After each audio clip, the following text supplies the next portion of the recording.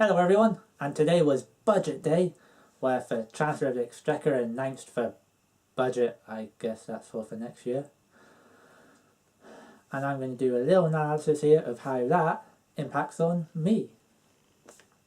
And to begin with is the tax-free, I've got it on the laptop just down here, and I cannot remember what it was called.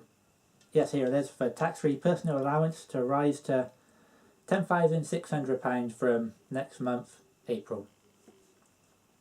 Basically, from April my pay will have slightly less tax on it. So a little bit more money in my bank. That's a good thing. Quite like that. A little bit richer. And there's a little bit here about the 40p income tax threshold. That's right. Nowhere near enough to be concerned with that. And now on to savings. First, £1,000 interest on savings income to be tax-free, even though most of my savings are in ISAs. But that's nice to know. Wait, does that mean ISAs are less useful? I don't know. And there's also the ISA allowance to increase to 15,240, even though the current allowance is 15 grand and I have nowhere near enough money to put that much money into an ISA. But if I did, yeah, quite like that. And then there's also a help to buy ISA coming along for first time buyers, and it will allow the government to top up by £50 every £200 saved for a deposit. So that could be useful when buying a house. I would like a house, so depending on the terms and conditions of that, I could do it. Government contributing towards my deposit, I'd be happy with that. Let's see what else is on here. Beer duty to be cut by 1p. Yeah, not much, but I'm aware of that.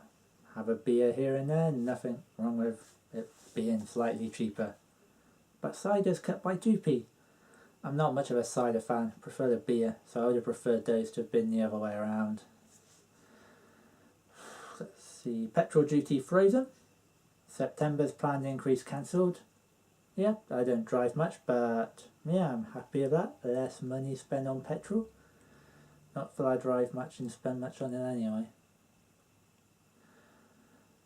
And pensions. The lifetime allowance for pension savings that can be accumulated free of tax will be cut from 1.25 million to 1 million. If only I had £1 million to put in a pension anyway. If only I were that rich. And then there are some other pensiony stuff, but I'm a little young for that. Maybe in a few decades, and everything will have completely changed by then as well. As for the budget, that's really for basics of what will impact me.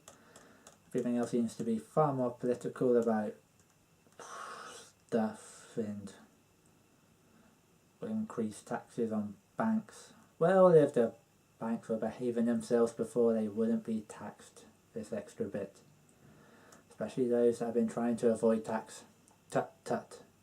Should have been doing better. Well, behaving well would have been a good start. Oh well. Let's see. Yep, that's about it.